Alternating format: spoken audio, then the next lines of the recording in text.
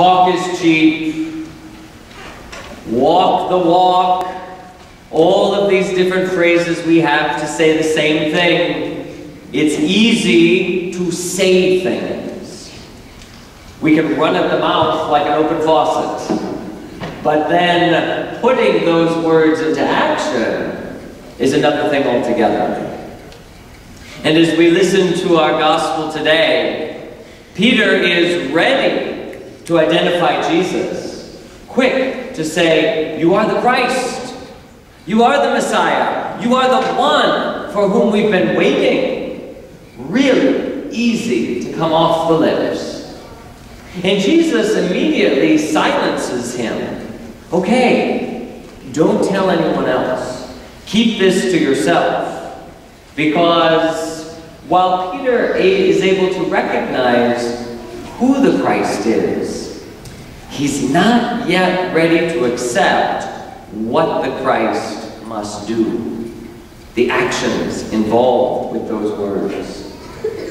And so until Peter is ready to learn that, be quiet. Say no more. Because the words are going to run, but the actions aren't ready to be in line with them.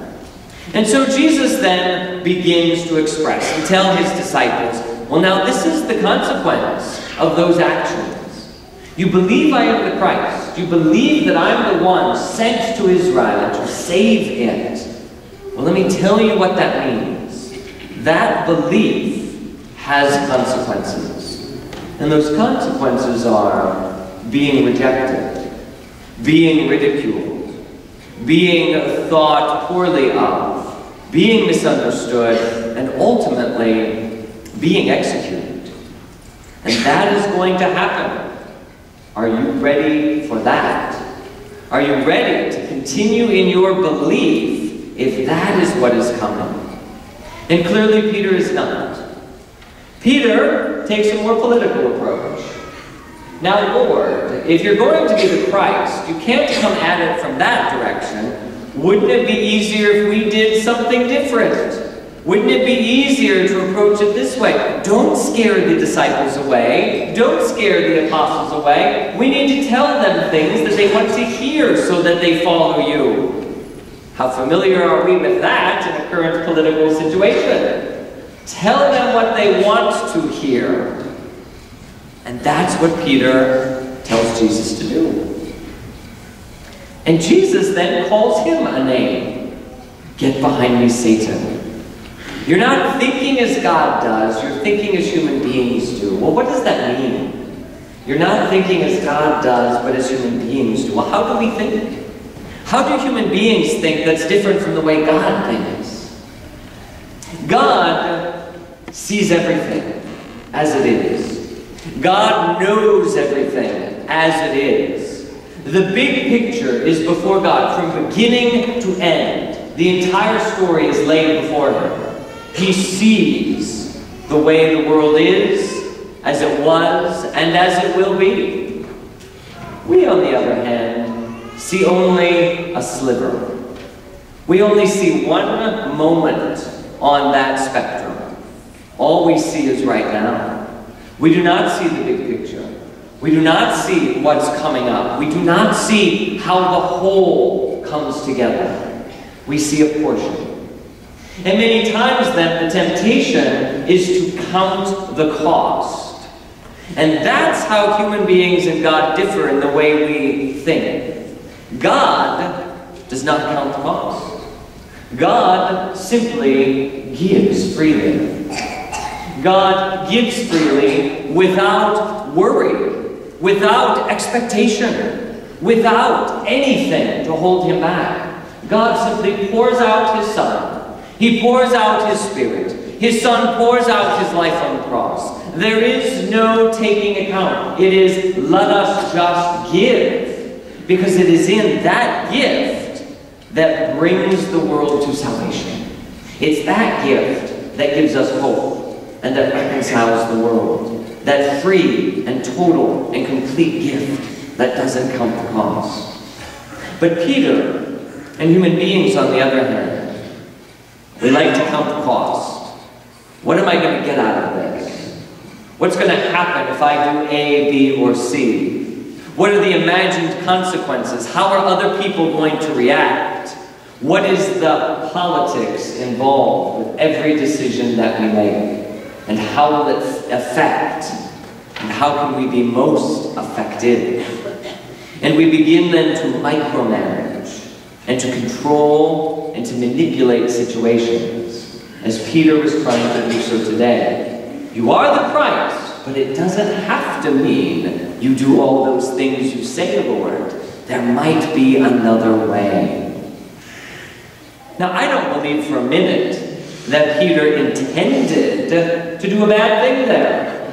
I believe he had every good intention. We might even say he was trying to be a good friend, protecting his master, protecting his teacher, protecting his friend.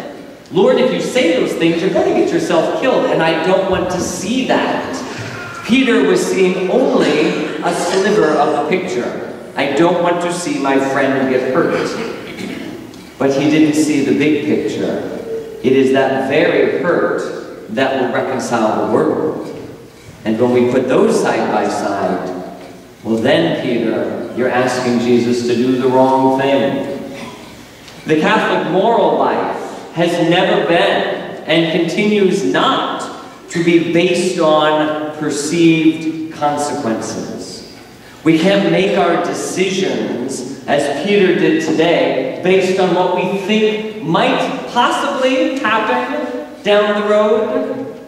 The judging of the consequences are beyond us. We don't see those. We ought not make the decision to commit sin for the sake of bringing about a greater good. It's okay to tell this or that lie because I intend some good to come out of it. It's okay to act this way because I intend that my friends or whomever will accept me, and then I can get in and work on their hearts. I intend to do this sin, or I do not intend to do this sin. I intend some good at the end, but it may require a shady dealing to get there. We compromise because we do not see the big picture. And so we readily accept doing something evil in order to bring about a greater good. And that is where Jesus begins to invite his disciples to say, do not be afraid that you might have to suffer. Do not be afraid that you might have to endure a cross. It's not the end of the world. Suffering is not the greatest evil. Losing friends and family is not the worst thing in the world. The worst thing in the world is being separated from God forever. Don't compromise. Don't compromise goodness for the intention of doing a good thing, but going about it the wrong way. St. James talks about faith today, and that faith has to be lived out in action. That every action is a reflection of the faith. If we profess that Jesus is the truth, then we cannot lie. We cannot give false witness. We cannot do something that is contrary to the faith. If we believe in the dignity and blessedness of every human life, then we cannot compromise that through mercy killings or euthanasias or abortions or contraceptives. If we believe what we say we believe, then our actions demonstrate truly if we do. Talk is cheap. It's easy to say what we believe, but do we live it? Or do we become Satan? Jesus promises us a cross. He promises us difficulty. He promises us persecution. And he will give it. He will give it to us. The evil one promises an easier path. He promises us a more comfortable path, a more convenient, you don't have to work so hard and sacrifice path. But he never delivers.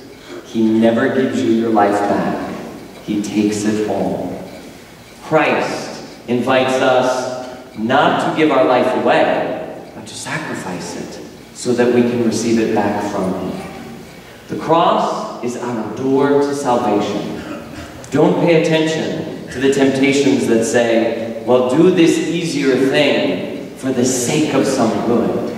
Because all that teaches us to do is to keep running into a wall, smacking our foreheads against it. We never get anywhere, and we end up hurting ourselves in the process. And what's worse, we teach others to try to walk through walls and smack their heads against it. There is only one door to heaven, and it is through the cross. Sometimes it involves a little pain and suffering, a little perseverance. But the gifts of grace afterwards are so much the better. The promise that Jesus offers us tells us, do not be afraid to take up that cross. Do not be afraid to walk with me, because I will be with you. And the big picture is eternal life. Don't give in to Satan. Don't give in to just seeing the portion and worrying that our actions may have some negative potential consequence. Rather, do good. Do good always, and hold on to the gift of eternal life.